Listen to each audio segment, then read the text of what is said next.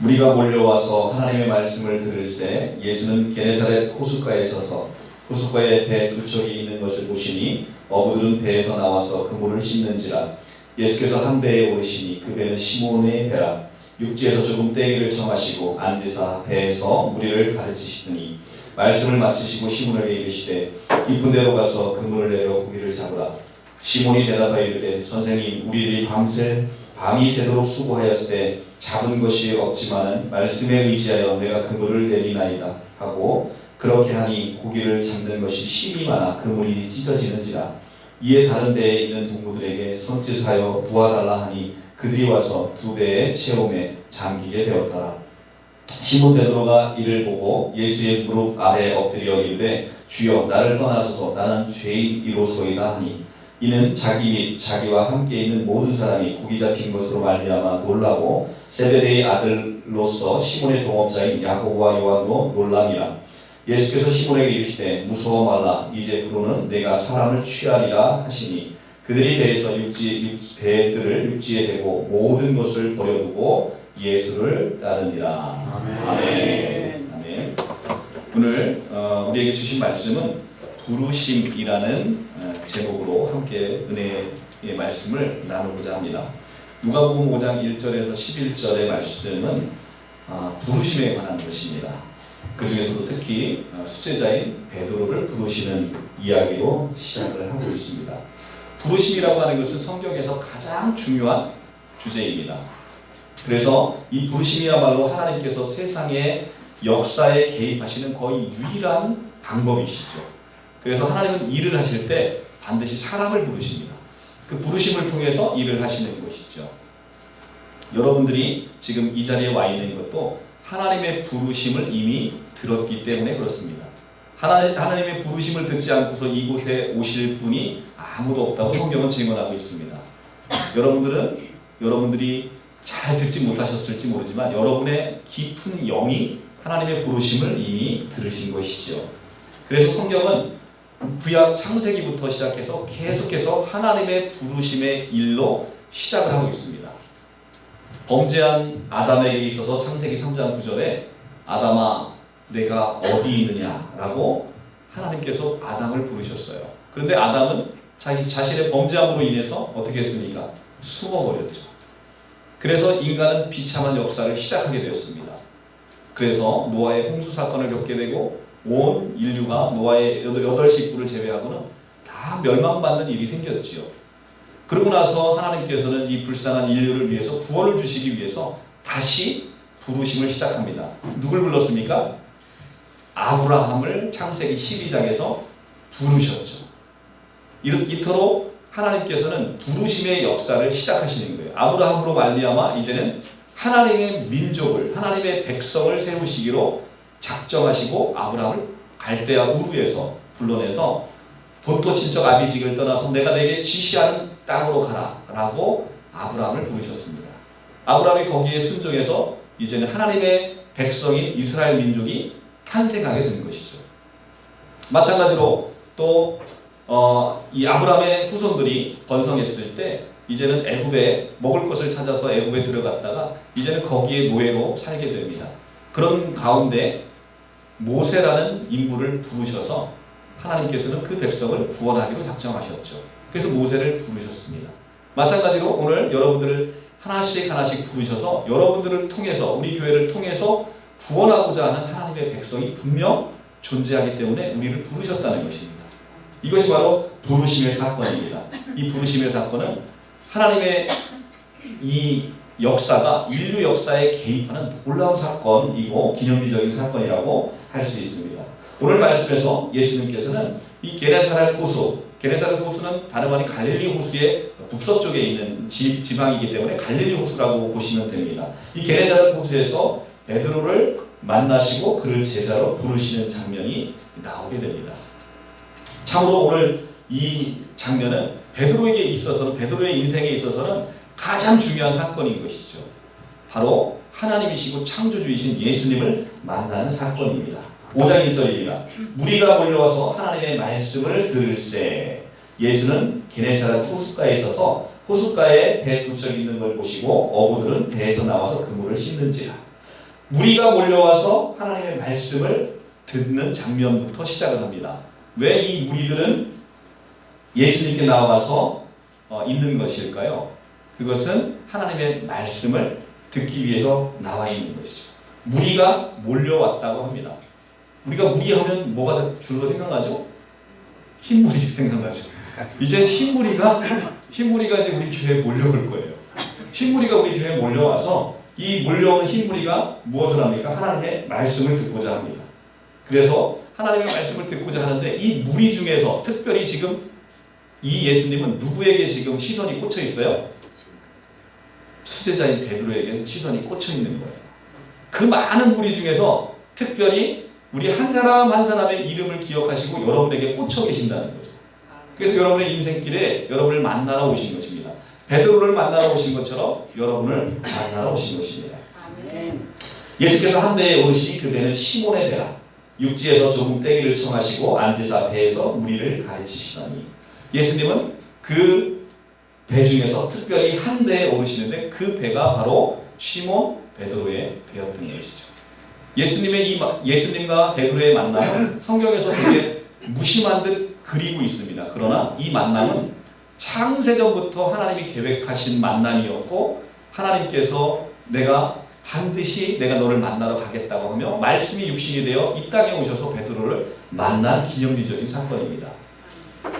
그래서 예수께서는 아주 영원전부터 이 베드로를 계속 지켜보고 팔로우업을 하고 계신 것이죠. 그리고 마침 베드로를 만났습니다. 그런데 얼마나 기쁘시겠어요. 이 베드로 한 사람을 만나러 그 하늘 왕국을 버려두시고 말씀이 육신이 되어 이 땅 가운데 오셨단 말이에요. 여러분 한 사람을 만나기 위해서 말씀이 육신이 되어 이 땅 가운데 오셨단 말입니다. 그래서 음향이 조금 좋지 않죠? 뭐가 이렇게 지익하죠? 네.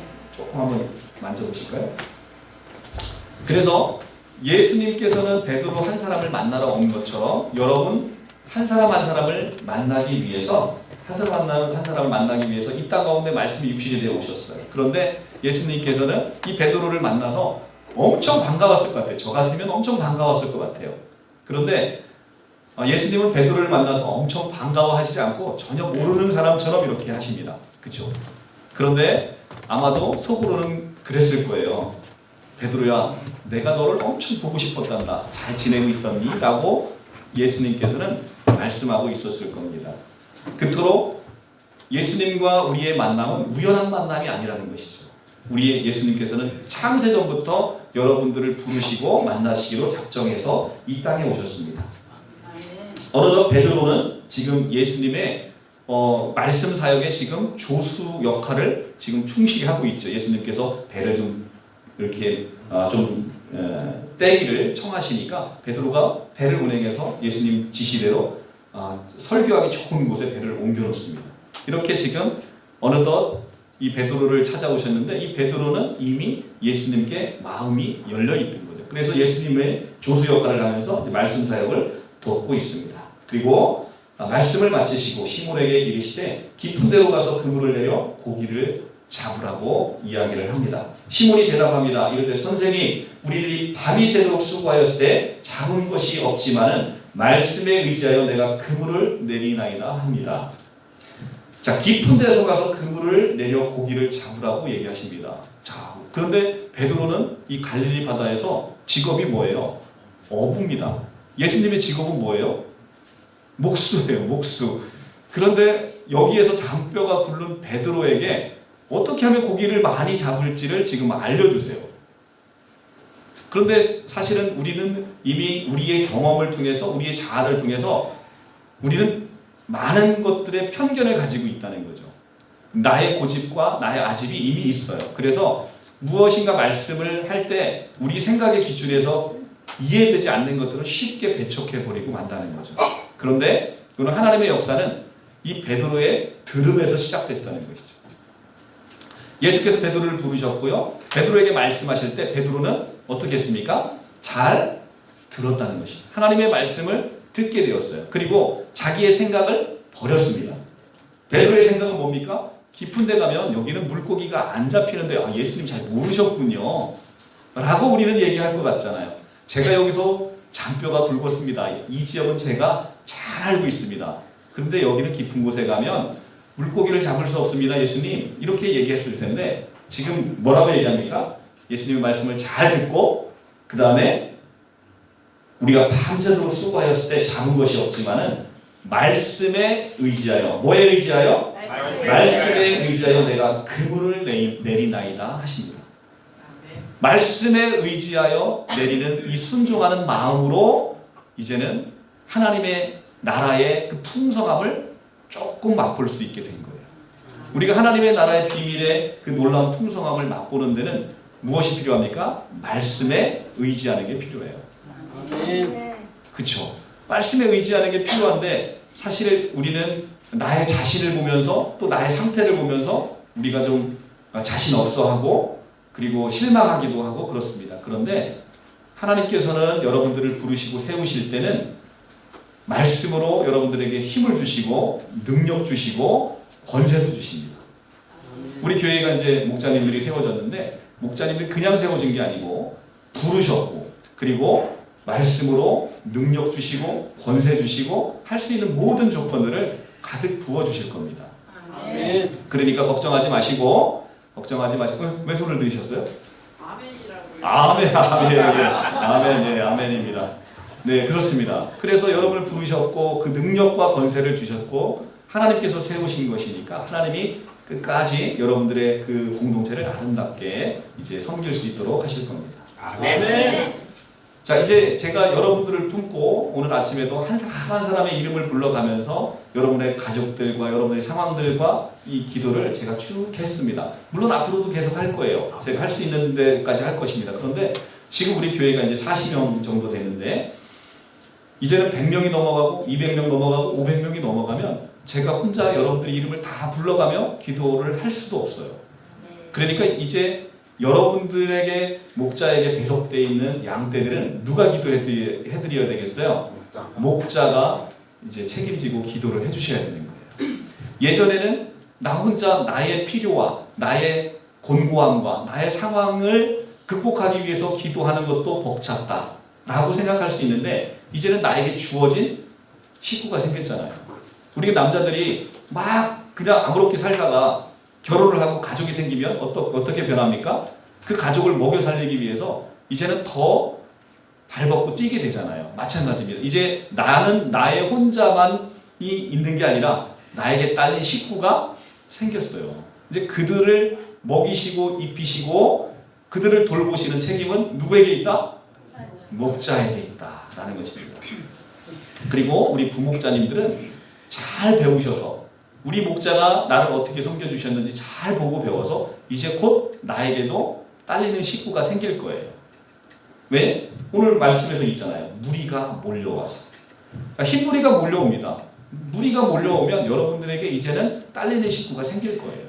그래서 여러분들이 잘 감당해 주시기 바랍니다. 자, 베드로가 이제 예수님 말씀에 의지하여 그물을 내렸을 때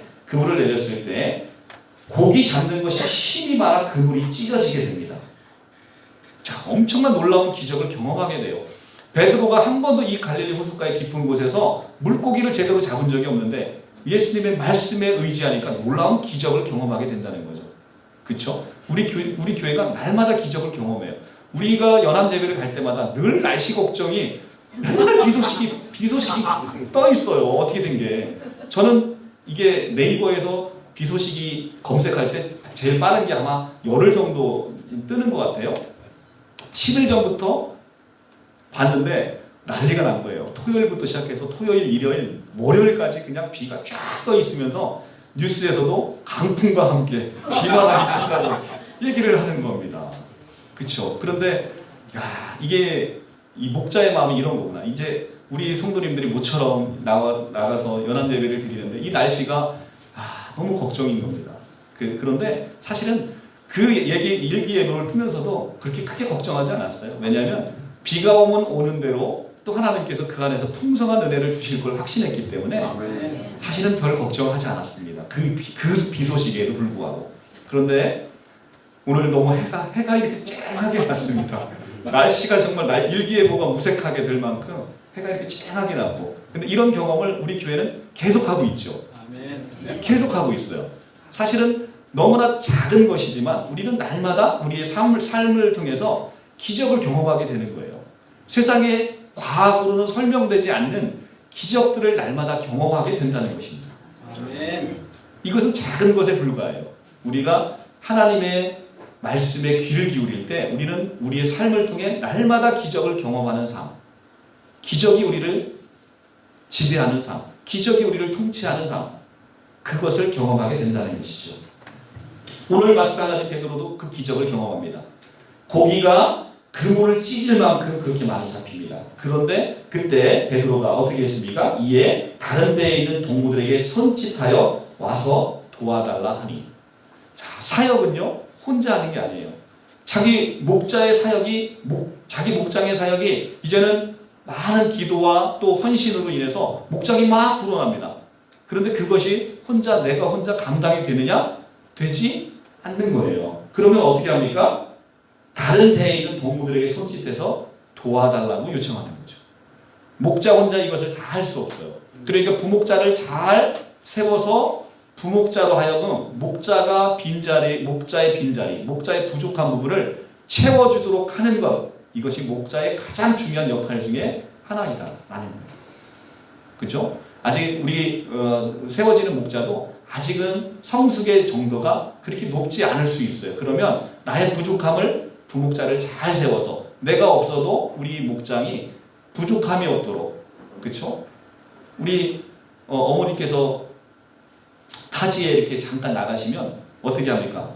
미리 먹을 거 다 이렇게 해놓고 준비해 놓잖아요. 그래서 남편들이 제일 무서워하는 게 곰국 끓여놓는 거 아니겠습니까? 곰국을 끓여놓으면 며칠 동안 나가서 안 들어오는 거죠. 그래서 항상 우리가 이렇게 준비를 해놓듯 항상 우리에게 부족한 것은 동료에게 불러서 도와달라라고 요청하면서 연합사역을 하는 것이 제일 중요하다.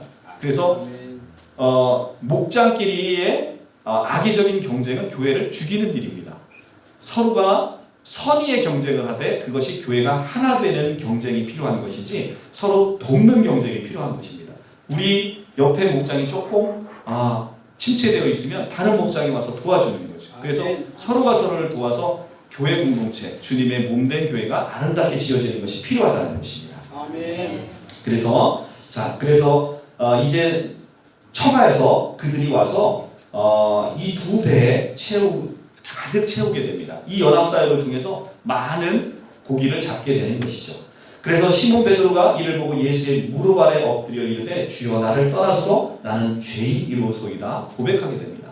자, 놀라운 기적을 경험하게 되면 뭐가 보입니까? 바로 예수 그리스도께서 창조주 되시고 하나님 되시는 게 보이는 거예요. 그렇게 되면 예수 그리스도의 하나님 되시고 창조주 되심이 보이게 되면 그 다음에 뭐가 보입니까? 나의 죄됨이 보이는 거예요. 나의 죄인이 보이는 거예요. 우리는 하나님을 바라보게 되면 내가 한도 끝도 없이 낮아진 존재이고 정말 쓸데없는 존재이고 죄 많은 죄인임을 발견하게 되는 거예요. 하나님 앞에 서 있는데 내가 세상에서 가장 잘난 자야. 내가 세상에서 우리 교회에서 내가 제일 잘난 자야 라고 생각하는 순간 교회는 망하는 거예요. 나의 낮아짐이 보이는 거예요. 그러니까 베드로가 뭡니까? 예수님의 무릎 아래 엎드려 즉시 무릎을 꿇고 주여 나를 떠나소서 나는 죄인이로소이다 고백하게 되는 것이죠. 하나님 앞에 설 때 내가 낮아지고 내가 얼마나 무익한 존재인지 우리는 발견하게 되는 것입니다. 그 무익한 존재이고 그 죄 많은 나에게 찾아오셔서 지금 하나님은 나를 만나 주셨다는 겁니다. 아멘. 여러분 한번 생각해 보세요. 이렇게 화창하고 아름다운 날 배가 갈릴리 호수에 떠 있습니다. 거기 지금 누구가 있어요? 예수님과 베드로가 둘이 딱 있습니다. 창조주와 나의 1대1의 만남이 그 아름다운 갈릴리 바다에서 배에 떠 있다고 생각해 보세요. 그 하나님을 내가 만나고 있다고 생각해 보세요. 그보다 아름다운 건 없는 것이죠. 지금 여러분에게 찾아오셔서 여러분과 한 사람을 1대1로 이렇게 만나주십니다. 여러분이 할 것은 주님 앞에 무릎 꿇고 엎드리는 거예요. 그러면 예수께서 이렇게 대답하십니다. 세베대의 아들 이제 시몬과 야고보 요한과 놀람이라 예수께서 시몬에게 이르시되 무서워 말라 이제부로 내가 사람을 취하리라 하시니. 자, 다른 복음서에서는 내가 너를 사람 낚는 어부가 되게 하겠다라고 이야기를 하십니다. 자, 무서워 말라. 지금 베드로는 자기의 죄됨 때문에 창조주 앞에 서 있는 것이 무서웠어요. 그런데 그 예수께서 베드로를 만나시고 위로하십니다. 어떻게? 무서워 말라. 무서워 말라라는 이 말 속에는 내가 너의 죄를 다 용서하였다. 걱정하지 마라. 내가 너와 영원토록 거할 것이다. 내 아버지가 너의 모든 죄를 사하셨다라고 우리에게 말씀을 해주고 있는 거죠. 여러분들이 삶 속에서 이렇게 여러분의 죄 때문에 무서워하는 경우 많잖아요. 그런데 하나님께서 다가오셔서 여러분들의 모든 죄를 내가 이미 용서했다라고 이야기하시면서 우리를 위로하시는 모습을 보게 됩니다. 그리고 내가 이제는 사람을 취하리라 말씀하십니다. 내가 너를 사람 낚는 업으로 만드시겠다 약속을 하는 거예요. 그런데 베드로가 이 말을 들을 때 이런 생각이 들겠죠. 아, 예수님, 저는 고기도 제대로 못 잡는 이 갈릴리 바다에서도 실패한 어부입니다. 어떻게 저 같은 사람을 쓰셔가지고 사람을 낚는 어부가 되게 하시겠다고 말씀하시는 겁니까? 저는 아무 능력이 없어요. 라고 이야기를 하죠. 그렇게 생각할 것 같아요. 그런데 지금 이 말씀을 듣자마자 베드로는 그 말씀에 순종합니다. 11절 그들이 배들을 육지에 대고 모든 것을 버려두고 예수를 따릅니다. 어떻게 따릅니까? 모든 것을 버려두고 예수를 따릅니다. 자, 여기서 모든 것을 버린다는 건 지금 내가 가지고 있는 모든 걸 버리라 이런 얘기가 아닙니다. 내가 모든 것을 버린다는 건 내 마음의 중심이 누굴 따라가는 거예요? 예수 그리스도를 따라가는 거예요. 나의 왕됨이 그동안에는 세상의 물질이었고 나의 왕됨이 내가 추구하고 있는 일이었거나 내 왕됨이 내가 추구하고 있는 내 자식이었거나 아니면 세상에서 성공하는 것이 나의 왕됨이었다면 이제는 그걸 다 내려놓고 나의 왕으로 누구를 삼는 거예요? 예수 그리스도를 삼는 거예요. 예수 그리스도를 나의 주인으로 나의 왕으로 삼고 그분의 통치를 받아들이면서 그분을 온전히 순종하며 따라가는 것, 이것이 바로 제자의 삶인 것입니다.